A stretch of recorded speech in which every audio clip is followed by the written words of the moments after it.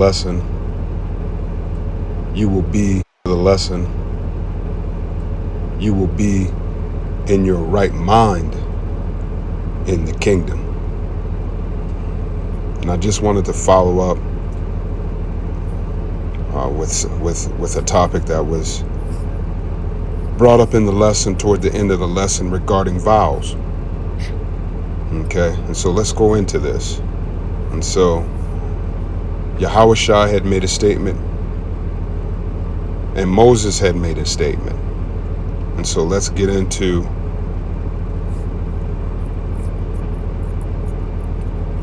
and that statement. They both gave lessons regarding vows and oaths. And so let's jump into this. Numbers 30. Okay.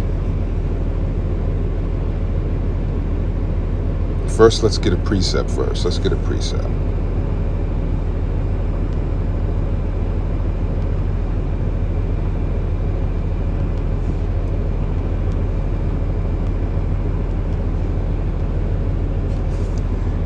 Be not rash with thy mouth, and let not thy heart be hasty to utter anything before our power.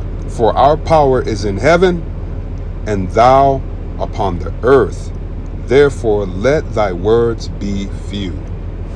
So let's jump into Numbers 30 here that we had up here. And Moses spake unto the heads of the tribes concerning the children of Israel, saying, This is the thing which Yahweh hath commanded. If a man vow a vow unto Yahweh, or swear an oath to bind his soul with a bond, he shall not break his word. He shall do according to all that proceedeth out of his mouth.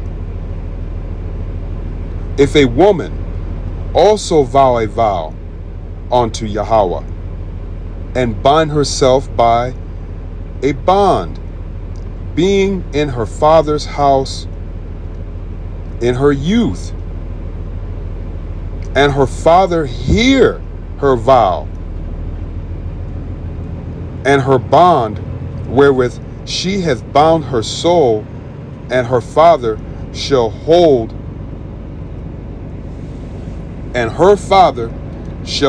his peace at her. Then all her vows shall stand, and every bond wherewith she hath bound her soul shall stand. Okay, and so in other words,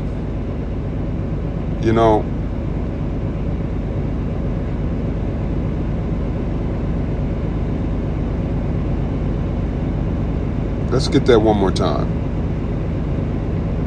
If a woman also vow a vow unto Yahweh, and bound herself by a bond, being in her father's house in her youth, and her father hear her vow, and her bond wherewith she hath bound her soul, and her father shall hold his peace at her. In other words, he doesn't say anything. Then all her vows shall stand, and every bond wherewith she hath bound her soul shall stand. In other words, she can't break that vow. All right? But if her father disallow her in the day that he heareth not any of her vows or of her bonds wherewith she hath bound her soul, shall stand, and Yahweh shall forgive her, because her father disallow her. Right? Straight to the point. If the father disallows the vow, then Yahweh will allow the vow to be disallowed. Okay? And if she at all, if she had at all a husband when she vowed, or uttered out of her lips wherewith she bound her soul, and her husband heard it, and he held his peace at her in the day that he heard it, then her vow shall stand, and her bond wherewith she bound her soul shall stand.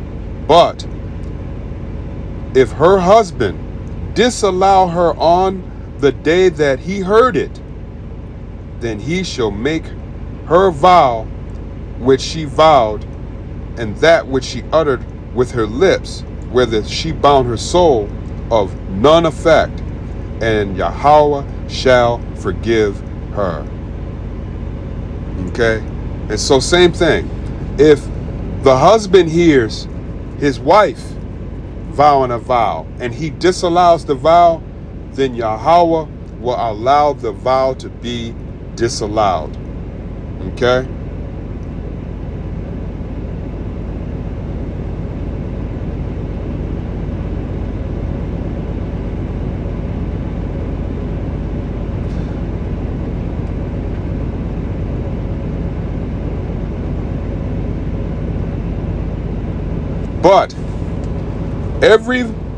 But every vow of a widow and of her that is divorced, wherewith they have bound their souls, shall stand against her. And if she vow in her husband's house, or bound her soul by a bond with an oath, and her husband heard it, and held his peace at her, and disallowed her not, then all her vows shall stand, and every bond wherewith she bound her soul shall stand. So in other words, if he doesn't say anything, if the husband doesn't say anything about her vow, then her vow shall stand. Okay? And going back to verse 9, I didn't cover that, but let's go into that. But every vow of the widow and of her that is divorced, wherewith they have bound their souls, shall stand against her.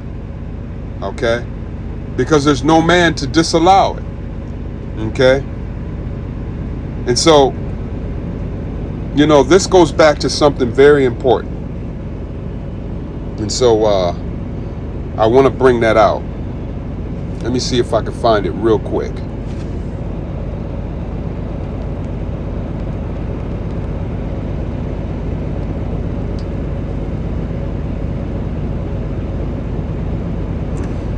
Give me a moment here.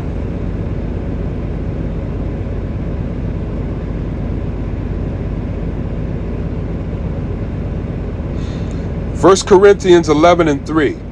But I will have you know that the head of every man is Hamashiach, or Yahushai, and the head of the woman is the man, and the head of Hamashiach, or Yahushai, is Yahweh, or our power. Okay? So let's get back.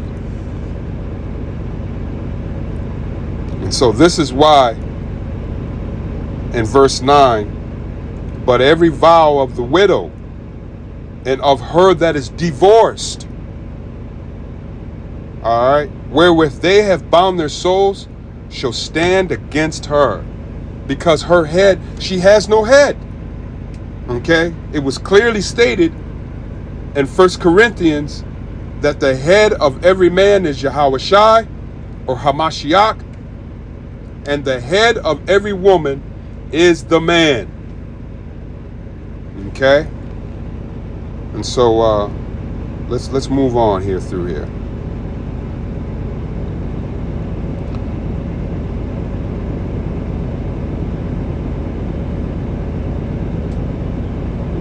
Let's pick it up here at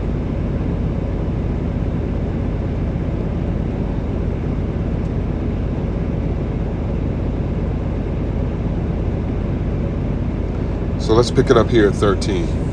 Every vow and every binding oath to afflict the soul, her husband may establish it or her husband may make it void. But if her husband altogether hold his peace at her from day to day, then he establisheth all her vows and all her bonds which are upon her. He confirmeth them, because he held his peace at her in the day that he heard them. So in other words, again, the husband, when she uttereth her vows, okay, and when the husband hears it, if he doesn't make it void, if he doesn't disallow it, then all of her vows stand as she uttereth them, as she has uttered them. Pardon me. That was a tongue twister. But if the husband disallows the vow, then Yahweh shall forgive the vow. Okay, that's all. That's straight to the point. All right. Verse 15. But if he shall in any ways make them void after that he have heard them, then he shall bear her iniquity.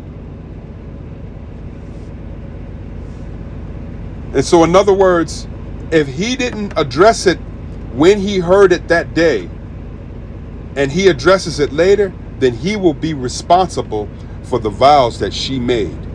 Okay? These are the statutes which Yahweh commanded Moses between a man and his wife, between the father and his daughter, being yet in her youth in her father's house. And so basically, she's a virgin and she's under the care of her father. That's what that means. Yet in her youth in her father's house. All right. And so let's get this last part. Let's get what Yahweh Shai had said, and then let's close this out. And I hope that brings a complete understanding about, I hope this part 2 in this lesson brings a complete understanding about vows and swearing. Okay? And so to swear is to swear, make an oath, or a vow. It's all the same thing. You're basically binding yourself to Yahweh by what it is that you have swore, gave an oath, or made a vow of. So let's finish. Let's finish with Matthew 5 to add on to that, and 33, and let's get what Yahweh Shai said. Means that binding to Yahweh means that Yahweh is going to hold you to your word in accordance to what you swore, or in accordance to your vow. Okay? Moving on.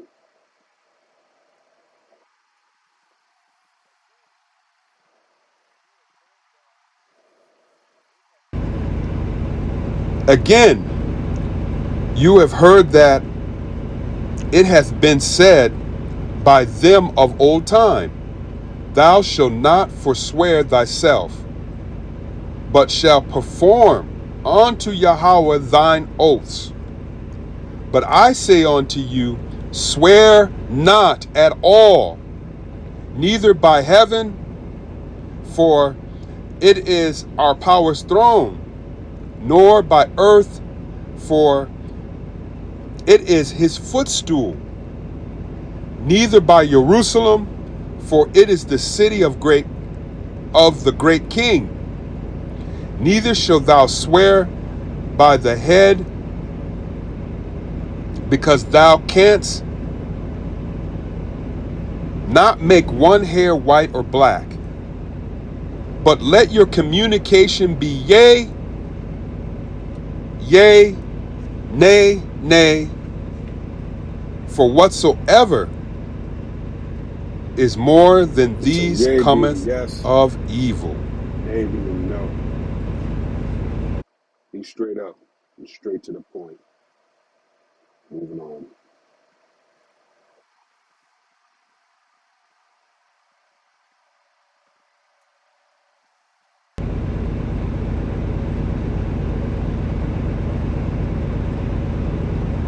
And so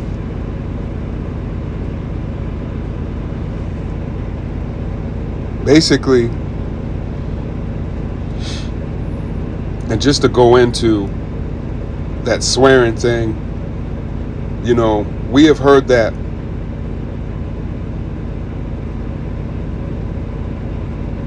we have heard the use of swearing oftentimes when we were little, you know,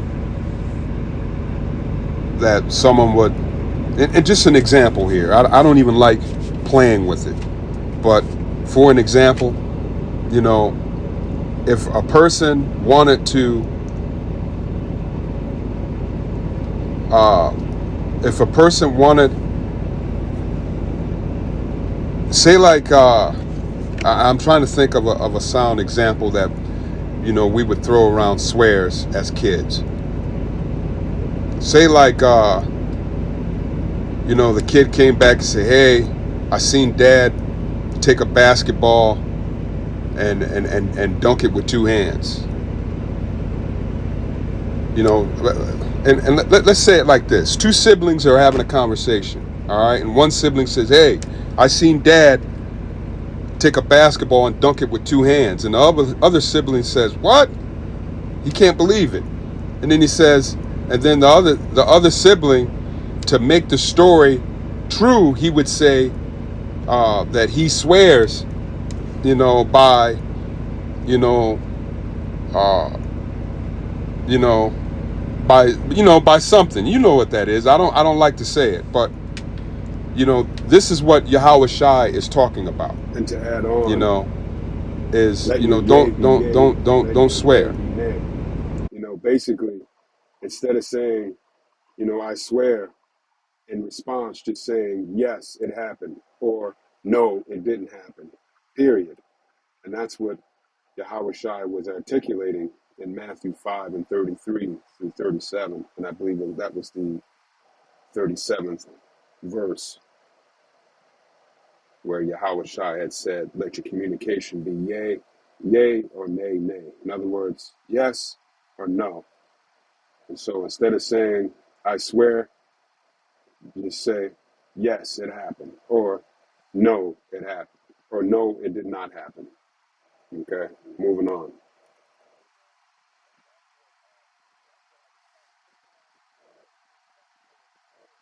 You know, and that's what I was kind of thinking of, but it didn't necessarily fit.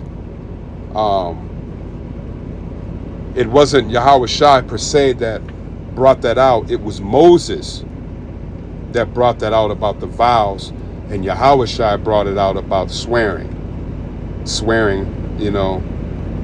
in the name of, you know, the Most High, or whatever thing comes to mind to accentuate a truth.